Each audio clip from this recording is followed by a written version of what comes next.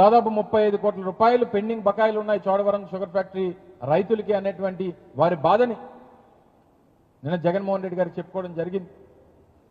తర్వాత కృష్ణంపాలెంలో ఉన్నటువంటి ఏపీఐసి నిర్వాసితులు ఎవరైతే ఉన్నారో వారికి జరుగుతున్నటువంటి అన్యాయాన్ని జగన్మోహన్ రెడ్డి గారికి చెప్పుకునేటువంటి కార్యక్రమం జరిగింది.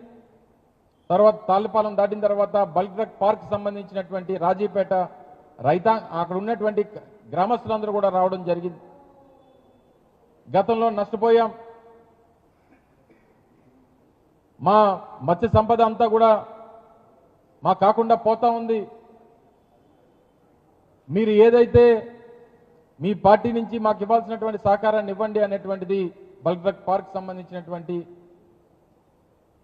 ఆ ప్రాంతంలో రాజీపేటకు సంబంధించినటువంటి గ్రామస్తులందరూ కూడా వచ్చి కోరడం జరిగింది. నిన్న వారి విషయంలో కూడా నేను జగన్మోహన్ రెడ్డి గారు పత్రికా సమావేశంలో మాట్లాడారు.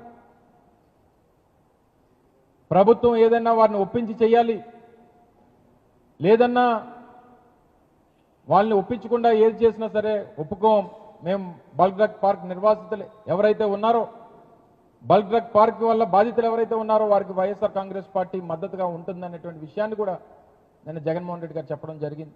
దాదాపు 47 మంది పిల్లలు నిన్న కేజీహెచ్లో ఉన్నారు. దగ్గర 70-75 మంది పార్వతీపురం ప్రాంతంలో ఉన్నటువంటి హాస్పిటల్స్లో ఉన్నారు. ప్రభుత్వం నిర్లక్ష్యం, అధికారులు ఒకటి చెప్తారు, సంబంధించినటువంటి శాఖ మంత్రి ఒకటి చెప్తారు, చివరికి అన్యాయం అయిపోయింది, ప్రాణాలు పోయింది, పసిపిల్లల ప్రాణాలు పోయినటువంటి పరిస్థితులు చూసాం.